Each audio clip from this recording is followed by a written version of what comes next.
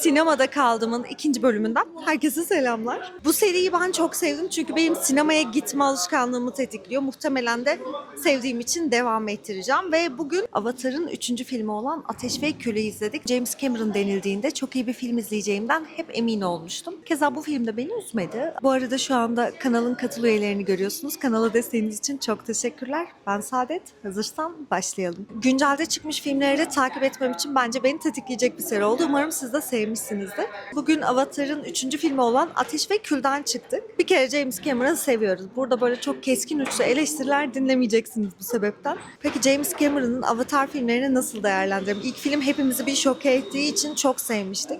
Tabii sonrasında ikinci film çıktıktan sonra hani hangisi daha iyiydi gibi derecelendirme sunabildik. Ancak şöyle bir şey var. Avatar filmlerini aslında klasik bir film çerçevesinde değerlendirmek bence pek doğru değil. Elbette James Cameron filmlerini çok sevdiğim için söylemiyorum ben bunu. Burada bir dipnot geçmek istiyorum. Böyle bir cümle kurmamın sebebi Avatar filmlerinin ekosinema perspektifinden çok rahat bir şekilde incelenebilecek olması. Ve James Cameron da zaten bunun gayet farkında olarak yapıyor.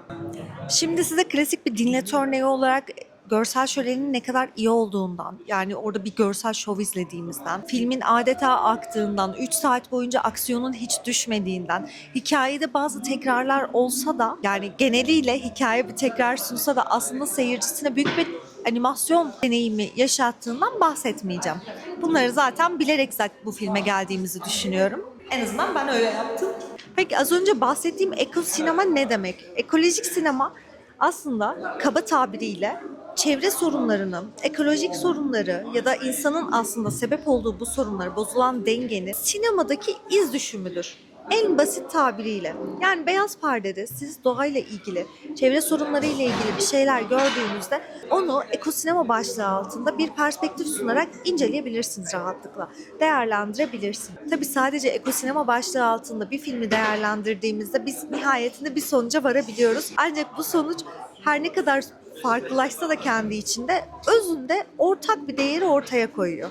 Peki bu ne? Herhangi bir film yapılırken zaten büyük bir harcama, arka planda bir yatırım oluyor. James Cameron'ın Avatar filmleri de zaten büyük yatırımlar sonucunda izleyicisine kavuşuyor. Ancak film kendi içerisinde de insanın sebep olduğu, yani asıl sorunsalın insan olduğu bu konuya boylu boyunca eğiliyor. Hem iç karmaşa anlamında, yani karakterlerin kendi içerisindeki çatışması, hem bir halka dışarıdan yapılan saldırı, soykırım ya da orada bir ambargo kurma isteği sebebiyle halkın kısırlaştırılmaya çalışılması, özgürlük anlamında gibi birçok şekilde detaylandırılabilir. Fakat en nihayetinde biz şuna varıyoruz. Evet, bir ekosinema filmi çıkarttın ve bu çok maliyetliydi. Yani ekolojik dengeyi savunurken ekolojik dengeye de büyük bir zarar vermiş oldun. Bu zaten sonuç kısmında kendi içimizde tartışabileceğimiz bir sorudur. Tabii biz bu gerçekle birlikte hani harcama yapılmadan da bu kadar iyi bir film ortaya çıkacağını savunabilir miyiz? Bence savunamayız. Sonuna kadar filmin her sekansından, hatta her sekansını geçin her saniyesine kadar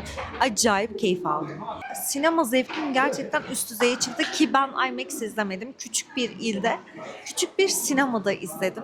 Muhtemelen ses deneyimi bir tık düşüktü. Muhtemelen sinema perdesinde ya da projeksiyonda ufak tefek sıkıntılar da vardı. Evet, yani zaten buna artık birçok kişi maruz kalıyor sinemaya gidenler açısından. Hala bize ısrarla IMAX'e gidin denilse de maalesef ki bırakın IMAX'e gitmeyi. Özellikle çoğu küçük illerde iyi bir sinema deneyimi bile kazanamıyoruz. Projeksiyon cihazlarının eski oluşundan, ses sistemlerinin eski oluşundan, salonun havalandırmasının mesela sorunlu oluşundan gibi bunu uzatabiliriz. Fakat en nihayetinde yine de bir filmden keyif almak için yollara düşüyoruz. Sinema salonuna geliyoruz. Tamam, şimdi konuyu saptırmadan devam edelim. Çünkü biliyorsunuz bu konu tartışmaya bence çok açık. Hani yapılabilecekler belli, yapılamayacaklar belli. Kendi içinde sınırlı bir konu ama bunu da bu videoda dillendirmek muhakkak istedim. Hani sorunlu bir salonda bile izlediğimde keyif aldığım bir filmdi. Ki James Cameron'ın hani tüm filmlerini ben acayip beğeniyorum. Özellikle Savaş Meleği Alita 2 gelse var ya, kimse beni tutamaz sevinçten muhtemelen. Bir noktada benim manga, çizgi roman dünyasına girmemin sebebidir Alita filmi. Zaten James Cameron'ın yeri bende hep özeldi. Bu filmle bir tık daha özelleşti. Şunu demiyor mu bir noktada? Tamam, bana hikaye tekrarı yapıyorsun diyeceksiniz ama yine de bu filmi izleyeceksiniz. Bilmiyorum gişesi ne olur. Hani bunu da takip edeceğim. Çünkü çoğu kişi sitem ediyor. Fakat James Cameron biz klasik anlatı ustası değil mi zaten? Yani ya da bana mı öyle geliyor sadece? Ya da klasik anlatıyı görsel sunumuyla güçlendiren ve seyirciyi doruk noktasına ulaştıran birisi. Ya ben öyle düşünüyorum en azından. Hani yerden yere vurmanın çok da bir manası olmadığını düşünüyorum. Film ekolojik dengeyi, ekolojik dengenin hasar aldığı konuları kendi içinde özelleştirerek, yani tamamen bu distopyaya, bu ütopyaya yedirerek anlatıyor ve bu noktada elbette insanlar en büyük suçlu. Çünkü zaten ekolojik sorunların temeline baktığımızda sorunsalı ulaşmak istediğimizde yani insanı buluyoruz. Ki sorun her zaman insandı. İşte ne dediler? Sığ bir bakış açısıyla şunu dedik: bacalara filtre takarsak çevreyi daha az kirletir fabrikalar. Aslında bu sorunsalı çözmüyor. Bu sorunu hiç süreliğine kamufle ediyor. Ki James Cameron da zaten bu film üzerinde muhakkak böyle alt okumalar yapmış birisi. Bu tarz detayları filmin kendi özeli içinde derinlemesine işliyor. En barizinden hayat ağacından tutun da Navi'lerin saçlarıyla o hayat ağacına bağlanmasına, yani aslında köklere ulaşmasını, arka planda hatta şamanizm okumalarına eşliğinde de yaparsak zaten filmin kendi içinde bununla çok özdeşleştiğini, sadece ekolojik sorunlara değil toplumsal olanı da alıp tekrar topluma mal ettiğini görüyoruz ki zaten sinemanın asıl işlevlerinden birisi bu değil midir? Film sadece bunun için bile çok iyi değil mi? Yani izlediğimiz onca film arasından seçilip sıyrılıp 3. filmi çekiliyor ve yıl geçtikçe, zaman geçtikçe animasyon kalitesi de çok iyi yükseliyor. Hani teknolojinin imkanlarını sonuna kadar zorladıklarını izlerken tahmin edebiliyorsunuz. Sonuçta bunu sadece bir animasyon olarak, efekt olarak da uygulayıp geçebilirdi. Ama yüz kaslarına kadar kaydedilmesinden bahsediyoruz bu film özelinde. Hikayenin sıradanlığı çok konuşuluyor bu konuda. Aslında şöyle bir şey var. Çoğu aksiyon, macera, anlatı filmi uzun solukluysa, keza 3 saat civarında bir film izledik biz, muhakkak ister istemez kendini tekrar edebiliyor. Zaten aksiyon anlatısı çoğunlukla iyi ve kötünün, yani iki tarafın, yani tarafların kendi içinde çatışması sonucunda tatlıya bağlanması, iyi olanla bitmesi.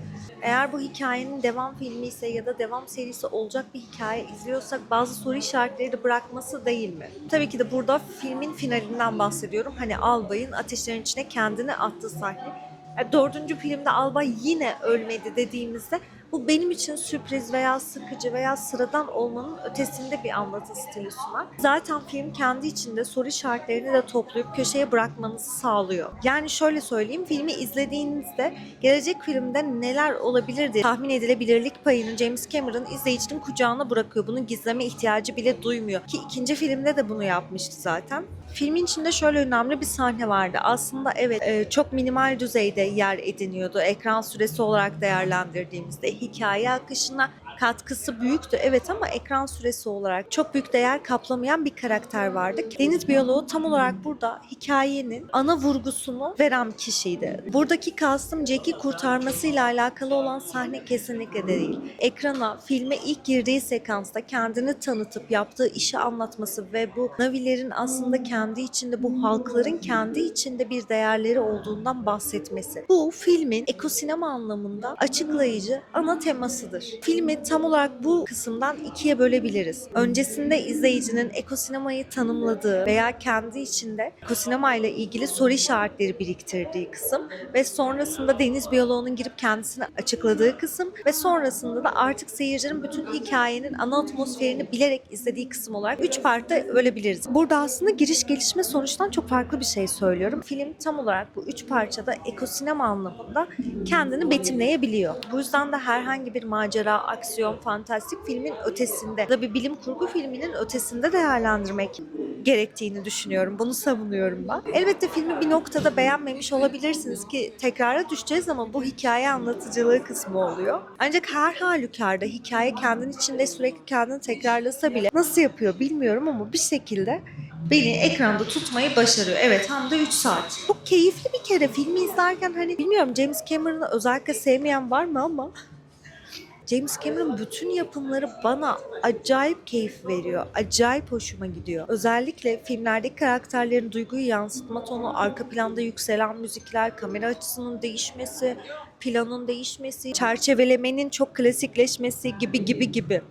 öğeleriyle beni çok etkileyen bir yönetmen kendisi. Yani bu tarzı, yani James Cameron tarzını çok sevdiğim için de bu yüzden yaptığı herhangi bir film bana kötü gelmiyor. Bunu bence yorumlarda tartışabiliriz. Bilmiyorum, filmi beğendin mi? Düşüncelerini yorumlarda benimle paylaşabilirsin. Bu arada kanala abone olmayı, videoya like atmayı lütfen unutmayalım. Ben bu sinemada kaldım serisine bayılıyorum. Acayip hoşuma gitti. Bu ikinci video olmasına rağmen hani sinemaya bu şekilde gelmek, bunu çıkar çıkmaz sizinle taze taze duygularımı paylaşmak, kendi duygularımızı, kendi düşüncelerimizi bu şekilde paylaşmayı çok samimi buluyorum. İzlediğin için teşekkür ederim. Kendine iyi bakma cesaretini asla kaybetme.